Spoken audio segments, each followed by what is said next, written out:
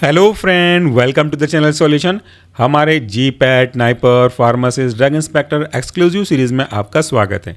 आज के छोटे बट इंपॉर्टेंट वीडियो में हम डिस्कस करने वाले हैं कॉन्ट्रा इंडिकेशन ऑफ कॉर्टिकोस्टेरॉइड्स, यानी कि ऐसी कंडीशन जहां पे कॉर्टिकोस्टेरॉइड्स को नहीं यूज़ करने हैं, या अगर आप कॉर्टिकोस्टेरॉइड यूज़ कर रहे हो तो उसके साथ क्या क्या अलग चीज़ों को आपको यूज़ नहीं करना है और क्यों। तो टेबल जो है दो क्लास में बाइफरगेटेड है।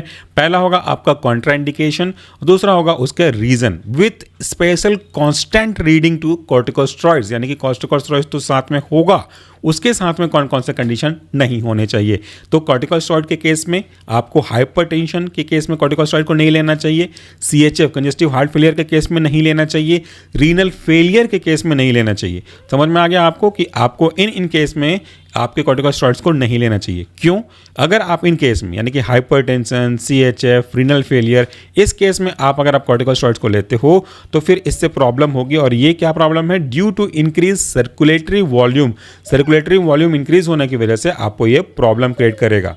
दूसरा, कॉर्टिकोस्टेरॉइड को आपको डायबिटीज़ के केस में नहीं लेना चाहिए, टाइप 2 डायबिटीज़। क्यों? क्योंकि इससे आपको हाइपरग्लाइसेमिक एक्शन देखने को मिल सकता है, इसलिए हमको अवॉइड करना चाहिए।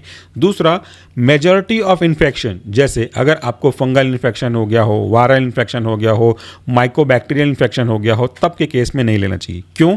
क्योंकि स्पीडिंग ऑफ इन्फेक्शन में अगर आप कॉर्टिकोस्टेरॉइड्स ले रहे हो तो वो आपके इन्फेक्शन को स्पीड अप, यानी कि फैसिलिटेट कर सकते हैं। आपने म्यूकोरमाइकोसिस का नाम तो सुना ही हुआ होगा, जो कोविड-19 के बाद में हुआ। वहाँ पे कॉर्टिकोस्टेरॉइड्स काफ़ी सारे मात्रा में दिए गए थे, जो इम्यून सिस्टम को वीक कर दिया, जिसकी वजह से आपको इन्फेक्शन, यानी कि म्यूकोरमाइकोसिस, जो कि ब्लैक फंगल डिजीज था, उसके होने के चांसेस ज़्यादा बढ़ गए थे। नेक्स्ट है आपका साइकेट्रिक एंड एपिलेप्टिक डिजीज के केस में आपको नहीं यूज़ करना चाहिए, क्योंकि यहाँ पे एग्रीवेशन होगा आपका साइकेट्रिक डिजीज का, जमावड़ा होगा, यानी कि एक्सपल्सन ज़्यादा होगा, ज़्यादा उसके सिम्टम देखने को मिलेंगे। नेक्स्ट, पेप्टिक अल्सर अगर आपको है, पेट में आपके अल्सर है, तब भी नहीं यूज़ करना, क्योंकि इससे एग्रीवेशन ऑफ अल्सर बढ़ सकता है, चांसेस ऑफ अल्सर बढ़ सकते हैं। साथ में साइलेंट परफोरेशन में भी मतलब छोटे छोटे छेद होने लगेंगे, जिसकी संभावना बहुत कम होती है। तो इस तरीके से परफोरेशन होगा तो प्रॉब्लम हो सकता है, दिस वन, तो इसको आपको अवॉइड करना चाहिए। लास्ट है, ऑस्टियोपोरोसिस के केस में आपको कॉर्टिकोस्टेरॉइड्स को नहीं लेना चाहिए, क्योंकि अगर आप ऐसा करते हैं तो दिट में कॉज पैथोलॉजिकल फ्रैक्चर, यानी कि वो आपको प्रॉब्लम क्रिएट कर सकता है। ये था हमारा छोटा सा इंपॉर्टेंट सा वीडियो जिसमें डिस्कस किया कॉन्ट्रा इंडिकेशन ऑफ कॉर्टिकोस्टेरॉइड्स। इस लास्ट टॉपिक के पहले हमने जितने भी टॉपिक अपलोड किए हैं सब जीपैट से रिलेटेड हैं। उन सबको अगर आप देखना चाहते हैं तो डाउनलोड कीजिए सॉल्यूशन फार्मेसी का मोबाइल ऐप। उसके बाद सॉल्यूशन बेस्ट एवर कोर्स या तो जीपैट फार्मासिस्ट का कोर्स, इसको आप सब्सक्राइब कर सकते हैं।